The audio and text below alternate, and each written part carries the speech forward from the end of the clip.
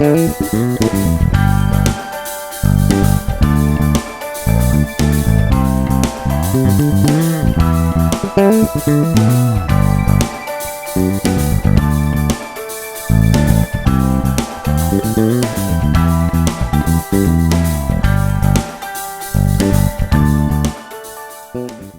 this is Dan here. I hope you're doing really well today. In this lesson, I'm going to show you how to make up a bass line with the minimal of fuss.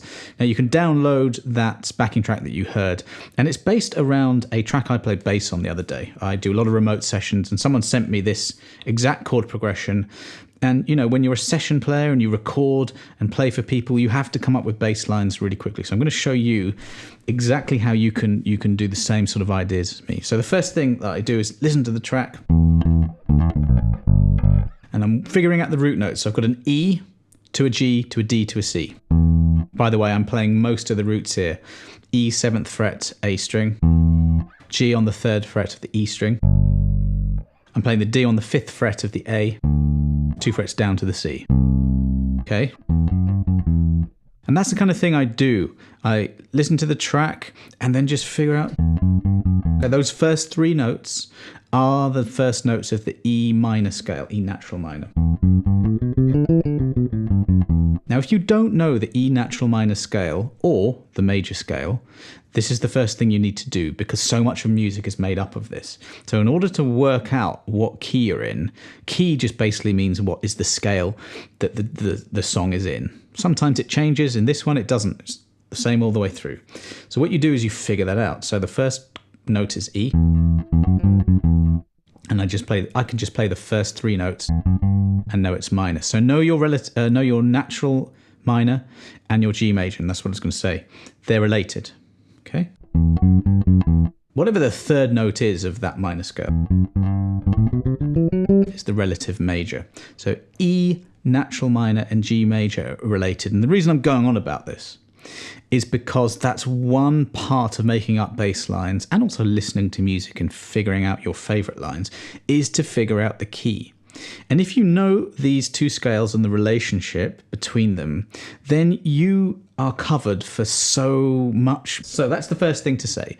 We're in the key of E minor or G major. And that's important because I can all that. That's an E minor pentatonic scale. I've got a PDF of that. I'll link to that as well. It's just a 5-note scale, and yet you can play it all over the bass. There's another shape of it there. It will just work over anything. For fills, it's really great. Okay. Another element of making up bass lines, other than your note selection and what sounds good, and that comes from knowing the key, is just selecting a rhythm that you can sit on, and that's a groove. You know, we talk about that a lot as bass players. So I was sort of sitting on this sort of thing.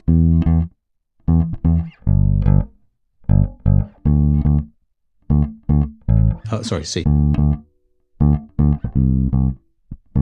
These are the beats, 115 beats per minute. And I'm tapping my foot here, nodding my head, and that's a very important aspect for you because you have to know where the beats are and you have to know how to subdivide those beats. So these are quarter notes. Double that, 8, 1 and 2 and 3 and 4, and double that, 16ths. So the rhythm I was doing was dun dun, but that was what I was selecting, and they're not really on the beat, and that's called syncopation.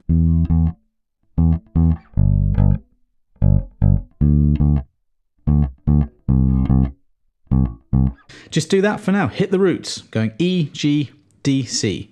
What about octaves next?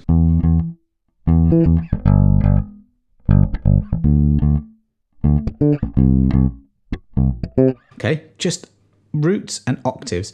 If you don't know how to find an octave, it's very easy. You just find your root note and you go 2 frets higher and 2 strings in this direction. And you've got octaves. What I'm doing here is I'm muting to make sure everything is clean. I'm going index middle, plucking. The deeper sounding note is with the shorter finger, and the longer finger is on that string you need to reach to. And if I'm on the A string, as this E is, I'm just touching the tip of the first finger against that E to mute it, and backing the finger onto the G string as well. It's very important to mute everything. Otherwise, it's pretty simple plucking there. Every now and again, you can add in a ghost note. So that's just where you release pressure off the fret. Again, I'm holding the strings to get a completely dead sound and no harmonics.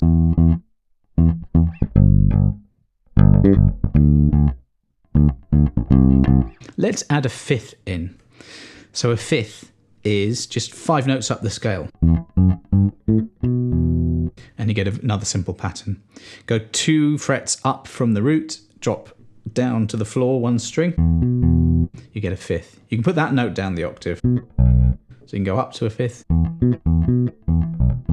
or down, it's on the same fret.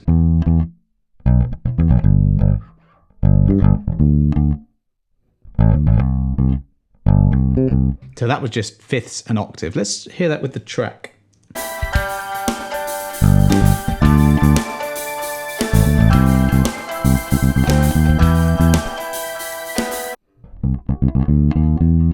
So there, I just felt that I wanted to connect things up a little bit more musically. So I just went C, a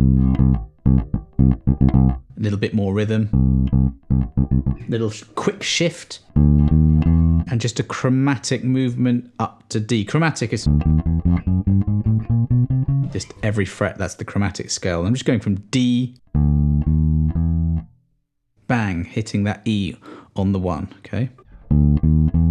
Now here's something that is maybe a little bit of a level above in terms of theory and having to think about this, but I do this all the time. I'm actually about to film a video after this one about chord scale relationships and also how the different arpeggios and modes fit in to one key. Okay, that's a bit of a mouthful to say all that, but all of that means that every single root note that you have, so in this case E minor, G major, and then D and C major, they have arpeggios and scales underneath them that you can use. Okay, we touched on the first one actually. So E minor, that's E natural minor, that's what fits there. So I could make up a bass line around that instead of going.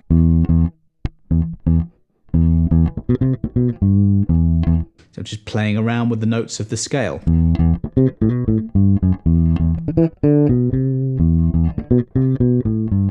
Okay, I'm staying on that chord and not moving, but just giving you an idea that if you can combine notes that sound right with really cool and interesting rhythms, that really is the point of this video.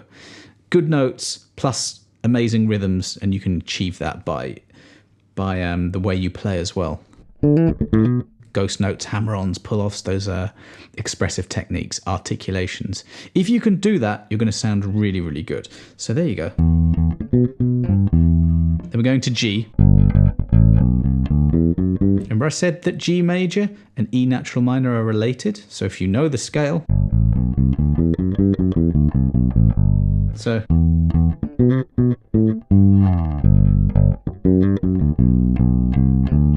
now that was nice.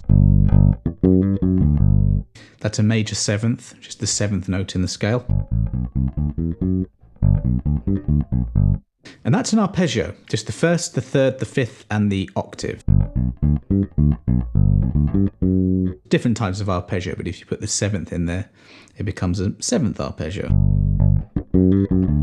And then you can use the notes of the scale to get you musically and satisfyingly to the next chord, which in this case is D. So something like... So, very simple, G, G, and then B, C. There's the D.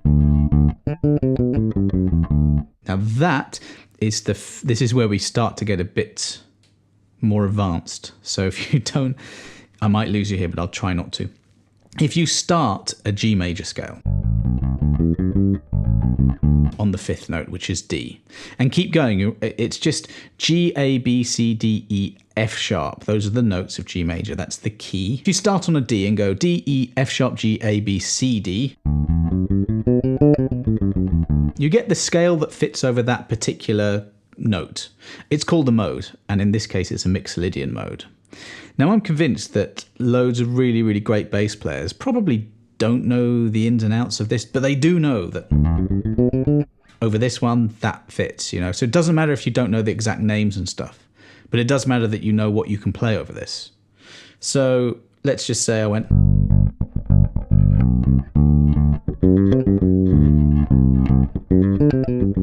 You know, I can fill around by knowing what notes fit around this. And you can think about this like, okay, I'm on D, so I've got the Mixolydian. Or you could think my overall key is G major, so I know all these notes. It's just G major. All those ones work. Even if I don't know what mode I'm in, I don't care.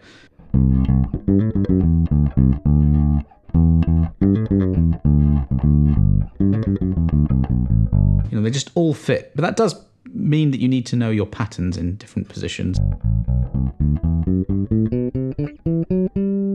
And you should be doing that anyway.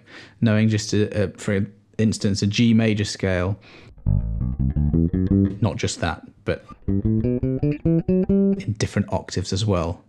So you can think mode or overall key. It really, really doesn't matter. But you can get some excellent melodic ideas this way. Let's try and work with that.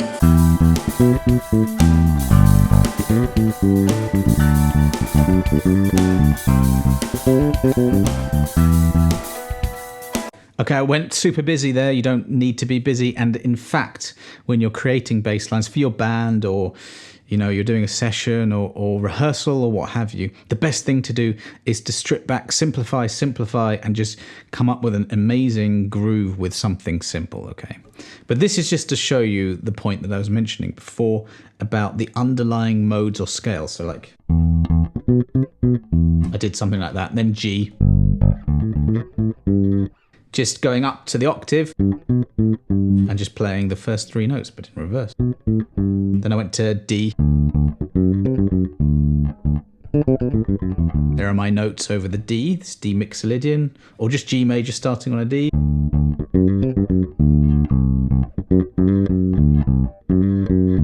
Now, that's interesting. I've got a C, and then my next chord is back to the beginning, it's E minor. And whenever you're playing or improvising, it's really important that you understand where you're going, okay? So you've got to learn the chords. In this case, E minor, G, D, C. So I need to get from C. That's quite nice. I need to get to it in a musical way, and there's a million things you can do.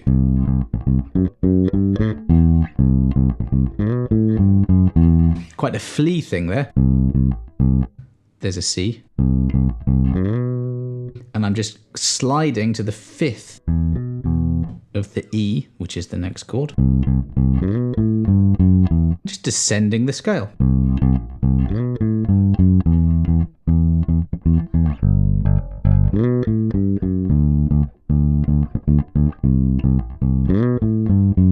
You can even make a feature out of it like that. Now, when I'm playing, you know, for example, for the guy who sent me that track, I'm not thinking modes, I'm not thinking arpeggios, and that's the point about all of this and all the lessons I ever do, is that I want to give you some information that you practice and then you forget. Now, if you've watched my channel enough times, you know that I've talked about this stuff a lot, you know, modes, keys, things that fit together.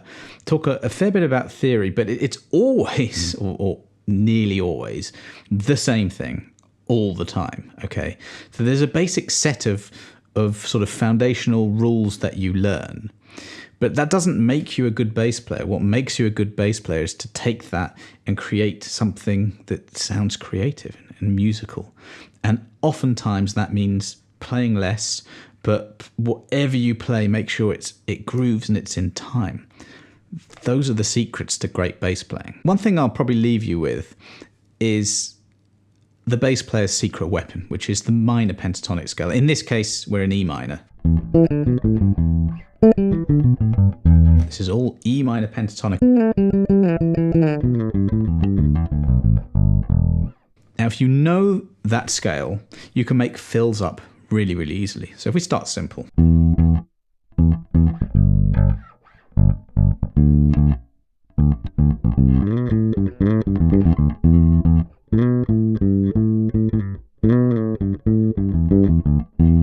Just very simple minor pentatonic stuff.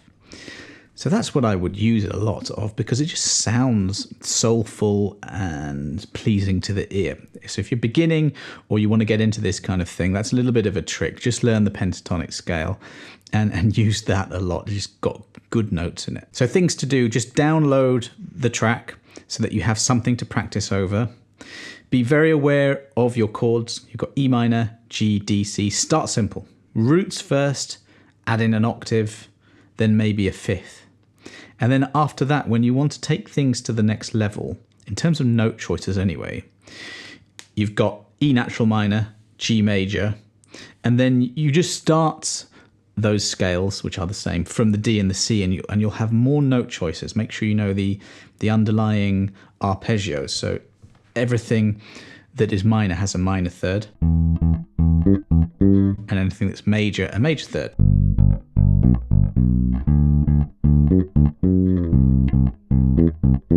Okay, be very aware of where those are, not just on two adjacent strings like this, but on the same string.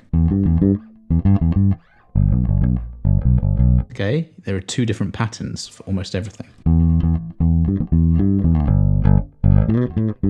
Okay, and then you can break out and use things like that. Slides and a bit of vibrato. That is really what brings your playing to life and adds flair in, is your timing, how you play, how you attack the strings, your touch. So think about these things as you play. It's not just the notes and the theory thing, it's how you play this. So I hope that gives you enough ideas, at least sparks a few ideas. If you have any questions, then as ever, let me know in the comments below. But thanks so much for watching. Please do subscribe. I'm doing 2 videos every week. I haven't missed that schedule for a 1.5 years now, so I'm really trying to grow the channel. So please do share, like, subscribe, and I hope to see you on the next video.